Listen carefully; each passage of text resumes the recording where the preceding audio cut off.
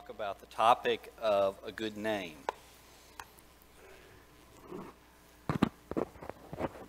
So, as part of an exercise this morning, probably at the beginning of the class and the end of the class, there's two things I want to try to do. First off, I want you to think about characters in the Bible that you consider to have had a good name. And if you can think about that for just a moment, the next thing we're going to want to think about, and as we get toward the end of the class, is what characteristics of those individuals established their good name. It's always good as we go through the lesson to look at the characteristics that the passages are talking about, but then actually apply them to individuals and see how they made that impression on us. So, my favorite, aside from Christ, probably my favorite inspirational character is Joseph. Now, Abraham.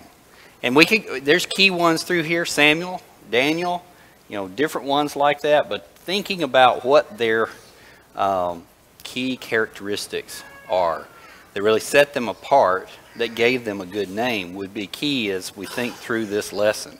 So kind of keep that in the back of your mind as we're working our way through, and let's be prepared to some degree to talk about those characteristics of those individuals.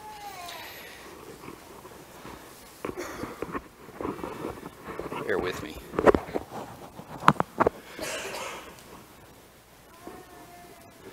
How to have a good name. In Proverbs 22:1, a good name is to be chosen rather than great riches. Favor is better than silver and gold.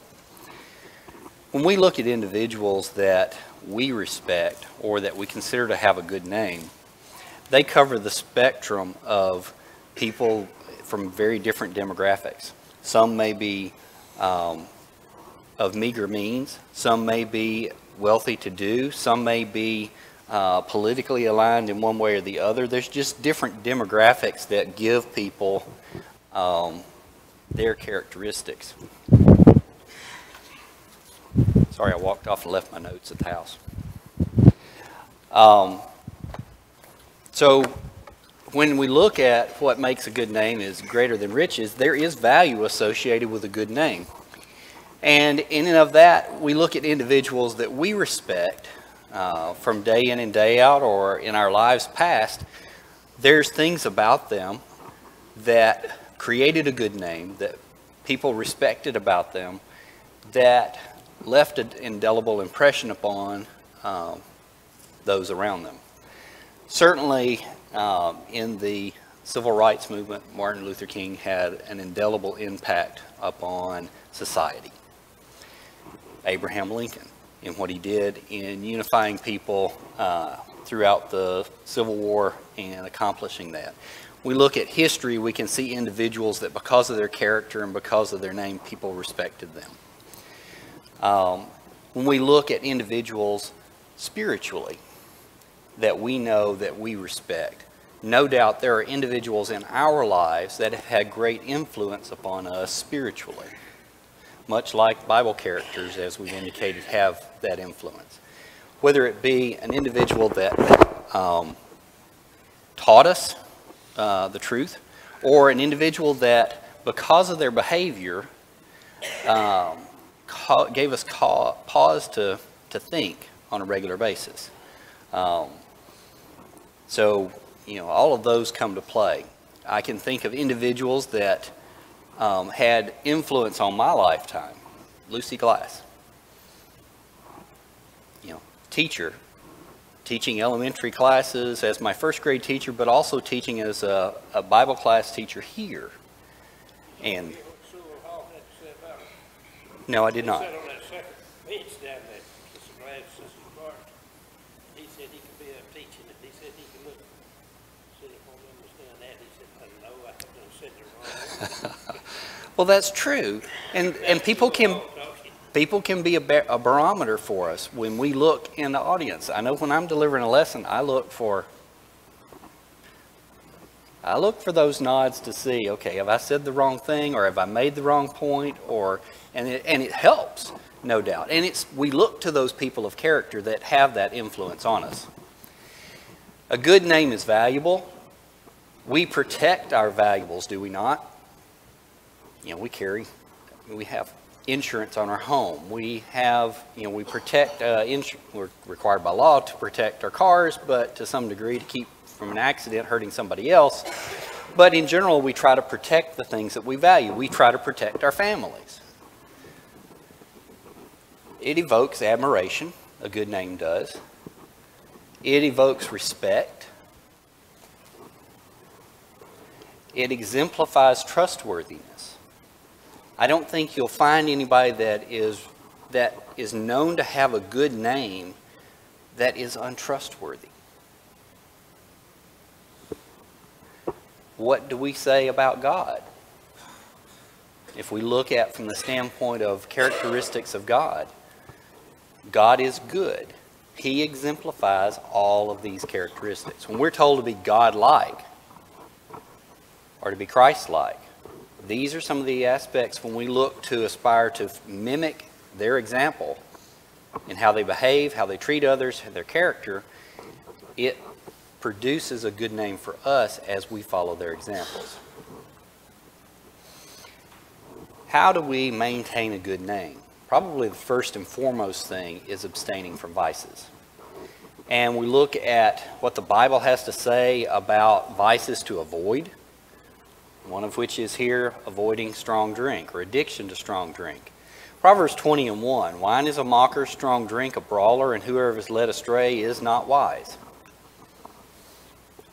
Okay, we're not going to debate today. We're not going to talk through, alcoholic content of prior generations and those things, but this passage simply in and of itself, the alcoholic content in a drink causes one to be mocked.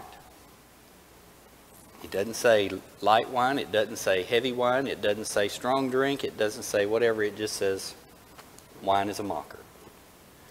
Alcohol teases and taunts. Its ability to relax the nervous system and to provide some medicinal benefits lures one to think that all things are okay in moderation. Because it can be used for these things over here, it's okay in moderation. You don't become an alcoholic by never taking a drink. You become one by taking your first drink. You don't become addicted to drugs by never taking that first toke on a joint and smoking marijuana. You don't get addicted to cigarettes by never taking the first one. And all of those things in and of themselves, society represents, it's okay in moderation. It's cool. The fad today is vaping. In and of itself, it is a drug. The first warning on vaping is, this is a drug. Nicotine is a drug and causes addiction. Anything here that impedes our ability to think clearly fits in this category.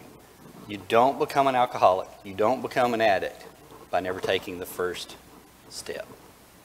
Anytime we try to do something for the first time and the experience doesn't go badly,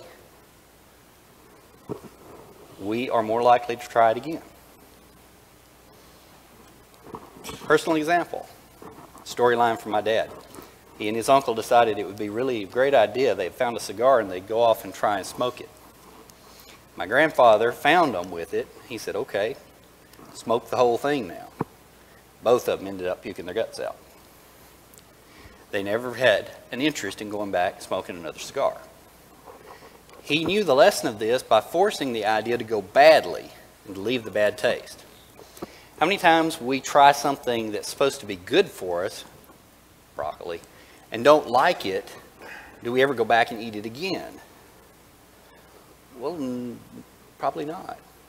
I didn't like broccoli until Sandra covered it with plenty of cheese and later in life. But it's those things that if it doesn't go badly, we are tempted to try it again. That's the lure of sin in and of itself. I think we can see that all the way back to the Garden of Eden.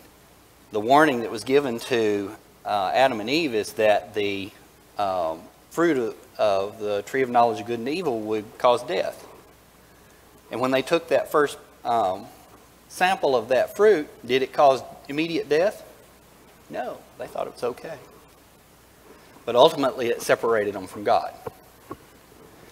Addiction to strong drink in 1 Peter 4 and 3, banquetings are linked into this. Drinking parties are condemned.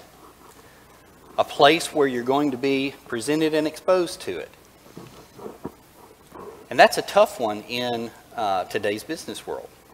You're expected to go to an outing or an event that the company is sponsoring, and it's no doubt the company itself may be hosting it and serving alcohol.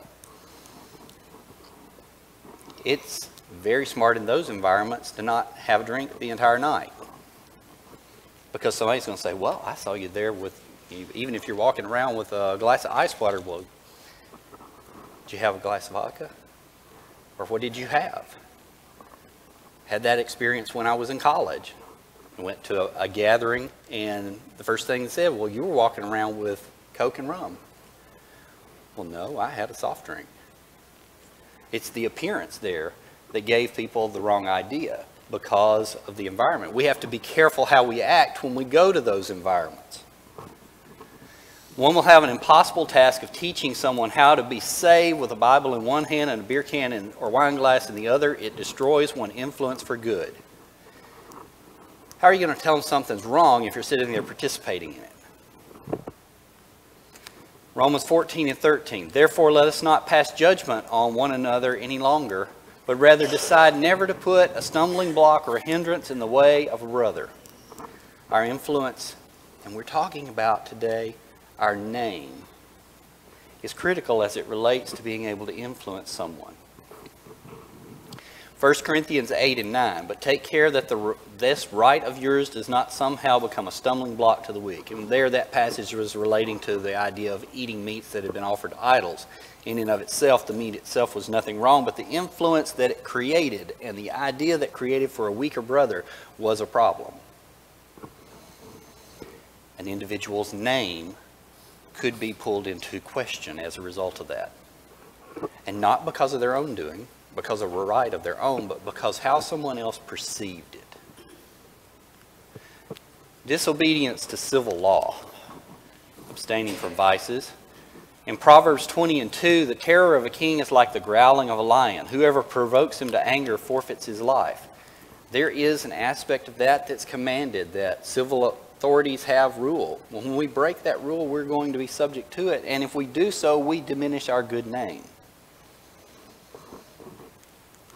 What will the name Bernie Madoff forever be associated with? He's a thief. Largest Ponzi scheme to date in modern society, in which he built thousands of people out of millions and millions of dollars. His name is associated with sin in and of itself. He was punished and continues to be punished as a result. But the point there being, he's known for that now. Prior to that, he was this brilliant whiz kid. In Romans 13 and 2 through 5, therefore whoever resists the authorities resists what God has appointed.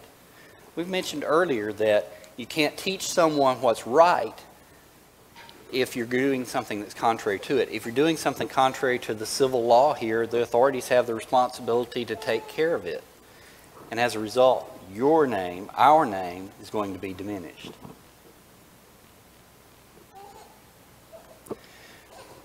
Rejection of work ethic. We had an entire lesson as we talked through the book of Proverbs on the idea of the sluggard. And here, as it relates to what an individual was, as it's related to their work ethic, and this ties together with one's name and what they're thought of because of their work ethic. We refer to types of people sometimes. You've heard the expression, that person is a type A personality. They're just full of energy, they're constantly going about it, and they never slow down. And then there's, the Bible uses the term sluggard, the person who just can't seem to get anything done. They're just not working at it. The rejection of the work ethic is condemned in the Bible. In Proverbs 20:4, the sluggard does not plow in autumn, he will seek at harvest and have nothing. Now, a general statement there is made in Proverbs that it's just, this is what the fact is. But does this entire passage here evoke something that you're going to be proud of? No, because in the day in which you don't have anything to eat, you're going to be begging from the people that are around you to help you have food. You see that in the story of the prodigal son, where he finally comes to a realization after having totally debased himself that he'd be better off going back to his father and asking for mercy. Proverbs 12:11, whoever works his land will have plenty of bread, but he who follows worthless pursuits lacks sense.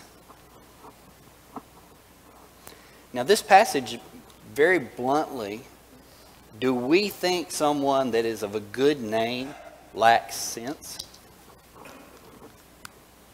And generally we equate somebody that's a good name with being smart, being wise, prudent in how they go about doing their activities.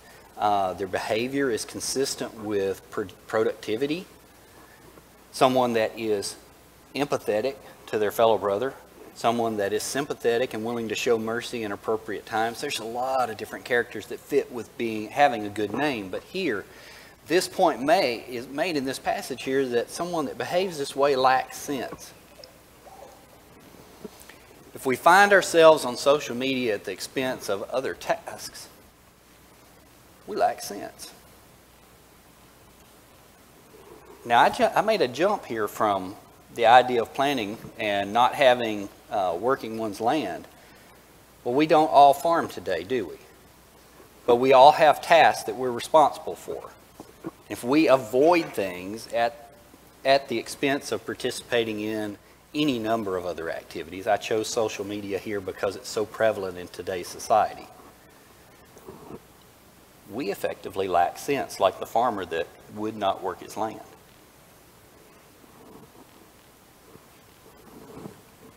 If we find ourselves watching the latest videos on our laptops and iPads and whatever else, or TV shows at the expense of taking care of other more important activities, we lack sense.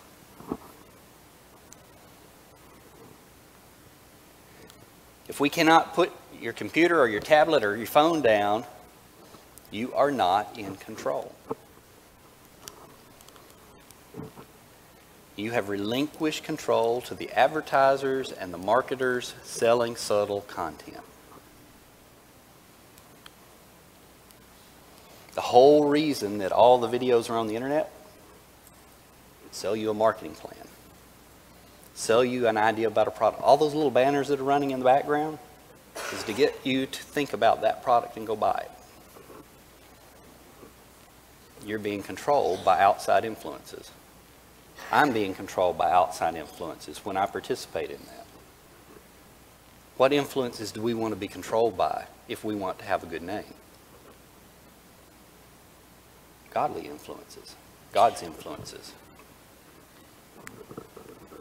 Rejection of the work ethic continues throughout the Bible. It talks about in 1 Timothy 5:13-14. Besides that, they learn to be idlers. And this is talking about in the case where a young widow is being considered to be taken into the care of the church from a benevolent standpoint. And it makes here that besides that, they learn to be idlers, going about from house to house, and not only idlers, but also gossips and busybodies. Do we generally consider an individual that's a gossip and a busybody to have a good name?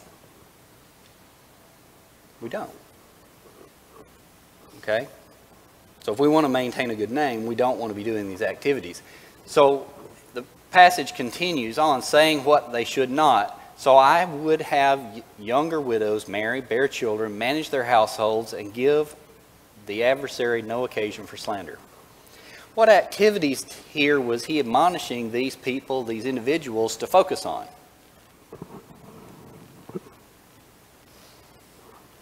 What did we talk about in our last study on the virtuous woman? She maintained her household, she took care of her children, and she provided for those that were in her care and responsibility. That's the focus and the content intended. And I'm going to across the gender lines. That's the focus and importance of the men in the family, as well as taking care of the household, taking care of the wives, taking care of the children, so that they all grow up spiritually intact to praise their parents. Imagine if the majority of these people in this letter was raised up on a farm. Your parents saw to it that you stayed busy all day. You had no time for this other stuff we talked about. That's true. You know, when it talks about here in this passage, individuals that were raised on a farm, particularly in the past when it was hand labor and it was hard and it was required to basically work from sunup to sundown, you didn't have time for a lot of idle behavior. Now, that's not to say that people in that day and age, and even today, that work from continuing working nonstop don't have enjoyment in living with their family and those things. All of that goes hand in hand. It's a matter of finding ways to engage with them that keep them engaged. In Proverbs 20 and 13, love not sleep, lest thou come to poverty. Open your eyes, and you will have plenty of bread. Here it's talking about not avoiding these things. When we say rejection of the work ethic here, it's making the point that you're being busy all the time. You're not giving opportunity to the devil to sneak in and steal the idle time for an unusual purpose. Dishonesty in business. We've talked about this previously in some of our lessons where it talks about, you know, equal balances. Do we consider someone that is dishonest in their business to have a good name? We don't. Do we continue to do business with them because of that? No. And we say that basically about whether it's business or whether it's dishonesty in how we treat one another. If you tell me you're going to do something and you don't do it, that goes to your trustworthiness and honest behavior, then I don't have cause to continue to ask you to do things for me. Do I? No. So dishonesty in business. In Proverbs 20 and 7, the righteous who walks in his integrity are blessed are his children after him. So righteousness there doesn't necessarily mean the idea of business, but a righteous man won't take advantage of his fellow man. Proverbs 20 and 10 specifically talks about dishonesty in business. Unequal weights and unequal measures are both alike an abomination to the Lord. Would we equate being an abomination to the Lord having a good name? Absolutely not. Proverbs 20 and 11. When a child makes himself known by his acts, by whether his conduct is pure and upright. Granted, this is not business, but it goes to the idea of a businessman will be known by his acts, just as we are known by our own acts in any way that we behave ourselves, and it affects our name. Proverbs 20 and 17, bread gained by deceit is sweet to a man, but afterwards his mouth is full of gravel. A thief may think that he really has gotten the upper hand on somebody and relish that for a moment, but after he has been punished for his behavior, you know, it comes with consequences, much as it's making the point here that his mouth is full of gravel. Abstaining from vices. We talked earlier in passage in 1 Timothy, participation in gossip, being a talebearer. In Proverbs 20 and 19, whoever goes about slandering reveals secrets. Therefore, do not associate with a simple babbler.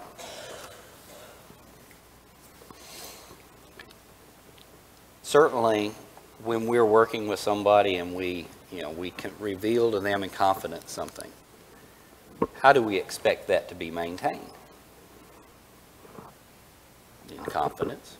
That's why in the case of in the business world, at the bottom on a lot of presentations and taglines, it says proprietary information of this company, and do not be revealed unless otherwise authorized.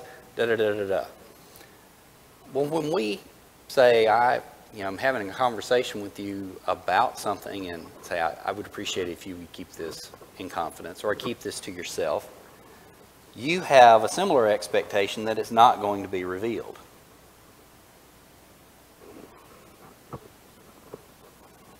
The person that does that revealing generally is not looked upon favorably.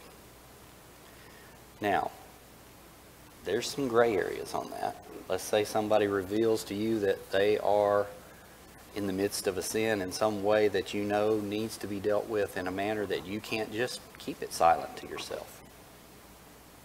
Let's say somebody's contemplating suicide. There's got to be a way to talk to that individual. You can't be just the only one. You may need to have a more trained individual to work with that individual with you. But in that instance, you are working on that person's best behalf with their soul in mind, as opposed to when you're revealing something for the telling of tales for the purpose of enjoyment of telling the tale alone, has a totally different meaning. Proverbs 11 and 13. Whoever goes about slandering reveals secrets, but he who is trustworthy in spirit keeps a thing covered. There are things that when somebody tells us in confidence, it is just best to keep it that way. They may be seeking advice and looking for insight to a matter that they're not ready to reveal otherwise. And if it's leaked in advance, it does more harm than if it's leaked, than if it's presented at the right time. We see industrial espionage, where people are trying to find out and elicit information from an individual so that they can develop a preemptive product to beat the other guy to market. Timing is key in some cases. Abstaining from vices. Proverbs talks specifically about disrespecting one's parents. Disrespect of parents is not looked upon favorably in the Bible. Name an individual that comes to mind that showed disrespect to their parents in their behavior.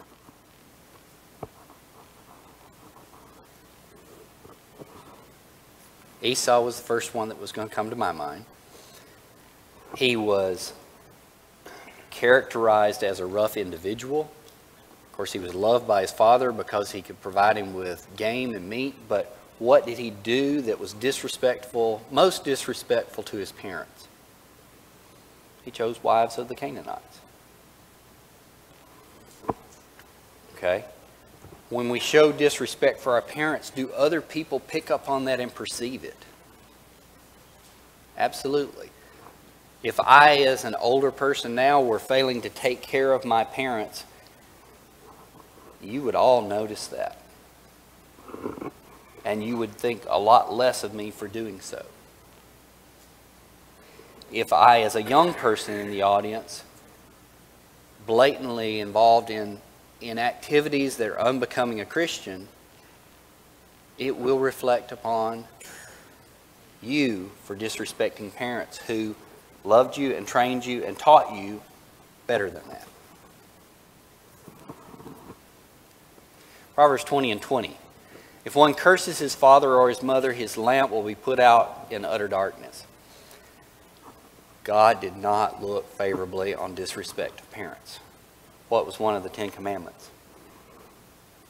Honor your father and mother, for his first commandment was promised. Top 10 list. Proverbs 20 and 21. An inheritance gained hastily in the beginning will not be blessed in the end. Name the Bible character that fits this passage. Prodigal son. He asked for his inheritance before it was due him, and what did he do with it? He wasted it in riotous living. He showed disrespect to his parents in doing so. Did the father deny him his request? No, he didn't. It was his choice to be able to facilitate that. And it may have been that the father, in his wisdom at that point, felt like he needs to learn this the hard way, because he's not listening otherwise. We've talked about that as well. We made the point in one of our earlier lessons. But he did. The son thought he was much smarter than his father, that he was capable of going out and making his own way. Our behavior in the use of the blessings passed along by our parents shows whether we respect them or not. This doesn't necessarily imply that it's a physical blessing. It could be one that is emotional. It could be one that is training or whatever, in any number of ways that they've enabled us with, if we don't value it and use it in the right way. Vengeance against enemies as abstaining from vices. Now, Proverbs 20 and 22. Do not say, I will repay evil. Wait for the Lord, and he will deliver you.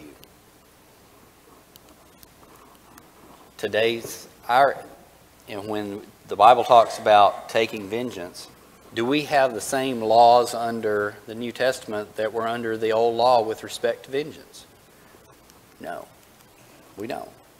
We are not commanded to take eye for an eye, tooth for a tooth. We are given over to allowing the authorities that be to take care of civil punishment. And ultimately, in the end, God meeting a final judgment.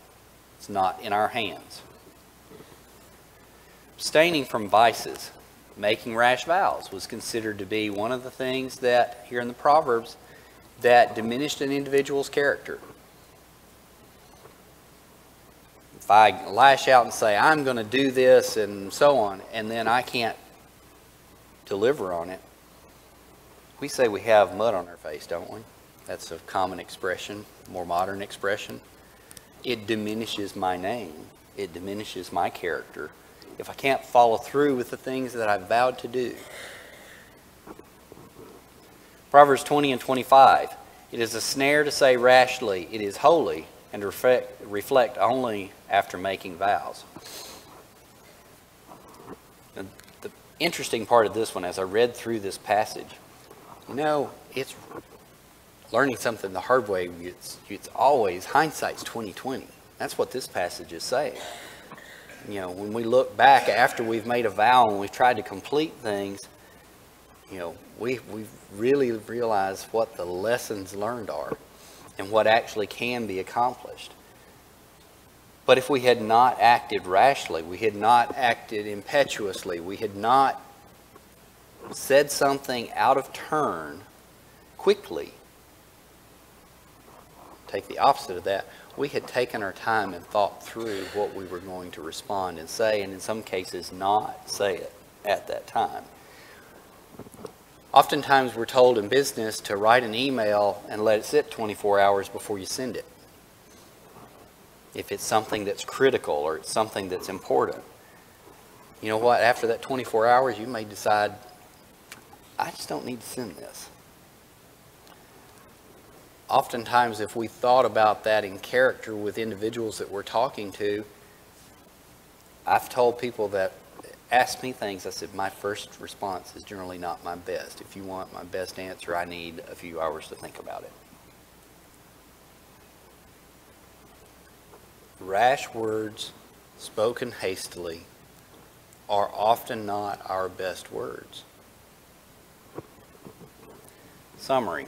A good name is like an elaborate garden. A beautiful garden that's laid out. It takes constant maintenance. You see a beautiful landscaped garden that's got different flowers and different plants that are nicely groomed and trimmed. It takes a lot of effort to keep it in place, keep it in shape. It takes intense efforts at key times, because certain plants you can't cut them at the wrong time and have them survive.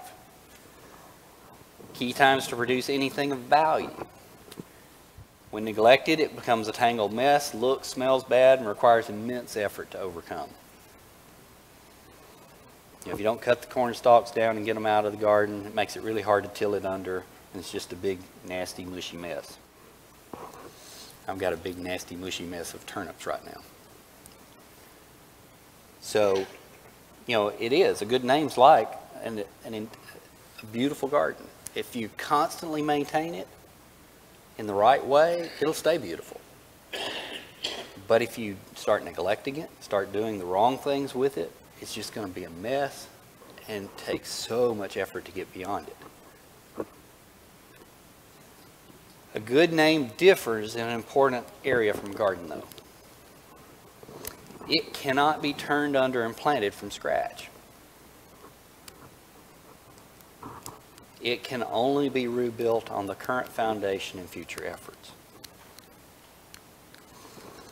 If I've planted a garden and I've got a garden spot and it's gotten out of control, well, I can take the tractor and I can turn the whole thing under, and at least I've got a new starting position for the next season. But I can't do that with my name, because there's way too many people that see my name, know the character and behavior that I have done, and cannot let go of that image of what's happened in the past to start with. Now, we as Christians have an avenue to be able to restore that. We can ask for forgiveness. And the Bible teaches that part of the act of forgiveness is blotting it out. God, if we truly repent and ask for forgiveness, God blots it out. Our fellow Christians are oftentimes harder to forget things, but that's what the Bible teaches. But if we're unwilling to repent and ask for forgiveness, we're no different than this smelly garden every day, because we haven't tried to clear it off and we haven't tried to start anew. Thoughts and comments on what Proverbs and the rest of the Bible has to say about a good name.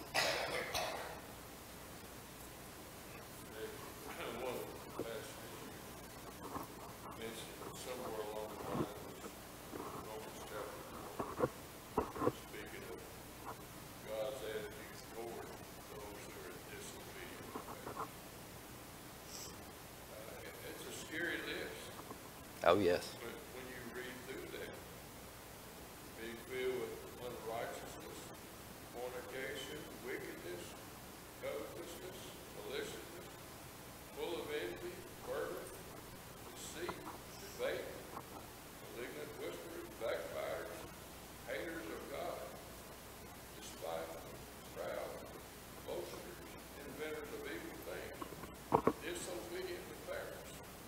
It's not a little white lie. It is ranked in with the worst of sins that an individual can participate in. So I asked you at the beginning of the class to think about Bible characters. We kind of mentioned some of them. We mentioned Joseph, we mentioned Daniel, we mentioned Samuel, we mentioned Abraham. What are some of the key character traits that they exhibited that gave them a good name?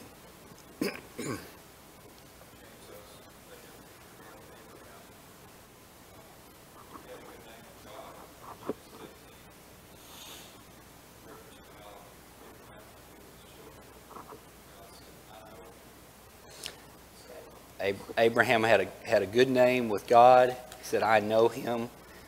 We have a similar passage with respect to Moses. When the relationship between God and Moses. And we didn't even mention him. If we go to Hebrews, many of these individuals are known for their good name because of their faith. Because their faith drove them to do things that were consistently aligned with God's desires. Think about him. He walked with God. To the extent that God did not allow him to die. Right. That's a full testament to that. So if we look at those characteristics for having a good name, we want to be mimicking these individuals in a way that we walk in faith daily. Thank you.